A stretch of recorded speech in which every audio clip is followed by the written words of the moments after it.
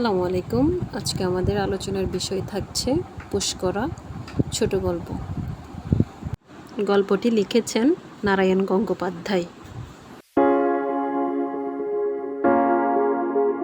যে কোনো ছোট গল্প পড়ার আগে আমাদেরকে জানতে হবে অবশ্যই এই গল্পটি কোন গ্রন্থ থেকে নেওয়া হয়েছে। সবসময় কিন্তু এই প্রশ্নটা এসে থাকে, তাহলে গল্পটি কোন গ্রন্থ থেকে নেওয়া হয়েছে? গল্পটি দুঃশাসন গ্রন্থ থেকে নেওয়া হয়েছে। ঠিক আছে, তাহলে আমরা গল্পটির চরিত্রগুলো সম্পর্কে জেনে নিই। প্রথমত আছেন তর্করত্ন, তিনি হলেন এই গল্পের ব্রাহ্মণ। এরপর আছেন কাশী কুমোর, তালুকদার বলাই ঘোষ ও কেশবডুলি। ঠিক আছে, আমরা গল্পটি শুরু করছি তাহলে। শুক্লা চতুর্দশীর রাত। তর্করত্ন কালী পুজোয় বসেছিলেন। এ সাধারণ কোনো কালী পুজো নয়, আশেপাশে 10খানা গ্রাম জুড়ে মড়ক দেখা দিয়েছে। এখানে মড়ক বলতে মহামারীকে বোঝানো হয়েছে। কলেরার মড়ক।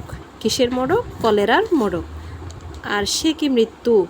6 মাসের শিশু থেকে শুরু করে 60 বছরের বুড়ো সকলেই মড়কের কবলে মারা যাচ্ছে। সকলেরই ধারণা যে দেবী তাদের উপর রাগ করেছেন, তাই দেবীর কোপ শান্ত করার জন্য শ্মশানে শ্মশান কালী পুজোর আয়োজন করা হয়েছে।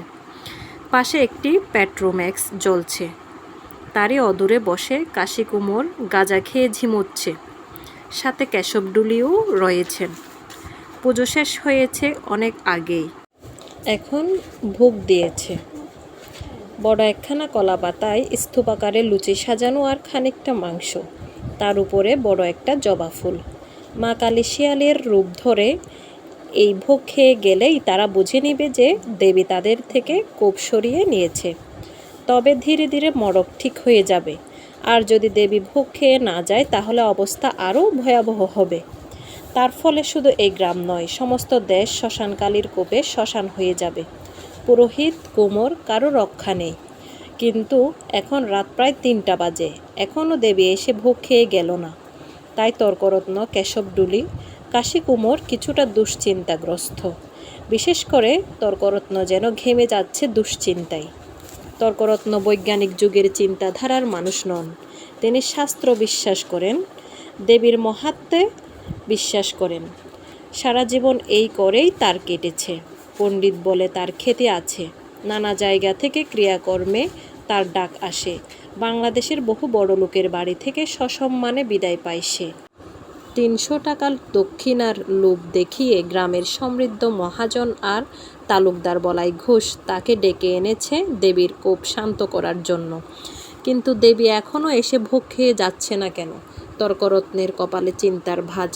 রাত 3টা পার হয়ে গেছে। কিছুক্ষণ পর হঠাৎ করে পেট্রোম্যাক্স দপ করে নিভে গেল। চারদিক যেন অন্ধকারে একেবারে ডুবে গেল। তর্করত্ন খেয়াল করল 2 হাতে কে যেন সেই ভোগ খেয়ে যাচ্ছে। হাড়গুলো চিবানোর শব্দ হচ্ছে, কিন্তু শেয়ালের তো হাত থাকে না। তাহলে ভোগ খাচ্ছে কে? স্বয়ং মা কালীই মনে হয় চলে এসেছে তার ভোগ খাওয়ার জন্য। তর্করত্ন স্পষ্ট দেখতে পেল এক মাথা ঝাঁকড়া চুল, কুচকুচে কালো গায়ের রং, অর্ধনগ্ন নারী মূর্তি। তর্করত্নের শরীরে সার্থকতার জোয়ার বয়ে গেল। তার পুজো এতদিনে সার্থক হলো। খাওয়া শেষ হলে তীক্ষ্ণ হাসিতে চারপাশ ভরিয়ে দিয়ে নারী মূর্তিটি মিলিয়ে গেল অন্ধকারে। হাসির শব্দ শুনে কেশবডুলি এবং কাশী কুমোর সকলেই জেগে উঠল। স্বয়ং মা এসেছিলেন শুনতে পেয়ে তারাও খুব আনন্দিত হলো। কেশবডুলি প্রাণপণে ডাক বাজাতে থাকলো। ভোর হবার আগেই এই অদ্ভুত ঘটনা পুরো এলাকায় ছড়িয়ে পড়ল। শ্মশানকালী নিজে এসে ভোগ গ্রহণ করেছেন। কলিযুগে দেবীর এমন প্রত্যক্ষ আবির্ভাবের কথা আর শোনা যাবে না। এখন আর ভয় নেই। এবার গ্রাম রক্ষা পাবে, দেশ রক্ষা পাবে। মারি থাকবে না, মনন্তর থাকবে না। গ্রামের সকলেই খুব খুশি হলো। তর্করত্নকে অনেক বকশিশ দেওয়া হলো। 300 টাকার জায়গায় তাকে 500 টাকা দেওয়া হলো। সেদিন সারাদিন তর্করত্ন সেই গ্রামে অনেক সম্মান এবং সম্মানই পেল। সন্ধ্যার পর তর্করত্ন গরুর গাড়িতে চেপে বসল। শেষ রাতে তাকে ট্রেন ধরতে হবে, তারপর শহর চলে যাবে। গাড়ি চলছে ধীর গতিতে। আজ কোজাগরী লক্ষ্মী পূর্ণিমা। সন্ধ্যার আকাশে কি সুন্দর চাঁদ উঠেছে। কিছু দূর এগিয়ে যেতেই গাড়ি থেমে গেল। তর্করত্ন ভাবল ডাকাত পড়েছে হয়তো, কিন্তু না, গাড়োয়ান বলল ওই ডোমপাড়ার পাগলিটা পড়ে আছে রাস্তার মাঝে, আকালে দুর্ভিক্ষে। ওর 3টে ছেলে আর স্বামী না খেয়ে মারা গেছে, সেই শোকে সে পাগল হয়ে গেছে, এখন রাস্তায় পড়ে কাতরাচ্ছে, বোধহয় মারা যাবে। তখন তর্করত্ন গাড়োয়ানকে পাশ কাটিয়ে চলে যেতে বলল। পাগলিটা সেখানেই পড়ে রইল। অর্থলোভী তর্করত্ন বুঝতে পারল না যে গত রাতে শ্মশানে কোনো শ্মশানকালে আসেনি। এই ডোমপাড়ার পাগলিটাই অন্যের খোঁজে এদিক সেদিক ঘুরে শ্মশানে সেই ভোগ দেখতে পেয়ে ক্ষুধায় খেয়ে নিয়েছে, আর এখন পথের ধুলোই পড়ে সে মৃত্যু যন্ত্রণায় ছটপট করছে এক ফোঁটা জলের জন্য। দীর্ঘদিন না খেতে পেয়ে হঠাৎ গত রাতে দেবীকে দেওয়া ভোগ খেয়ে তার পেটে অসহ্য যন্ত্রণায় সে মৃত্যুর জন্য কাতরাচ্ছে। এখানেই গল্পটি শেষ হয়ে যায়। গল্পটির মূলত প্রেক্ষাপট হলো 40-এর দশকের মহামনন্তর ও দুর্ভিক্ষ, যার প্রেক্ষাপটে বিভিন্ন গল্পকার অনেক গল্প রচনা করেছেন, তার মধ্যে পুষ্করা গল্পটি শ্রেষ্ঠ এবং এটি খুবই জনপ্রিয় একটি গল্প।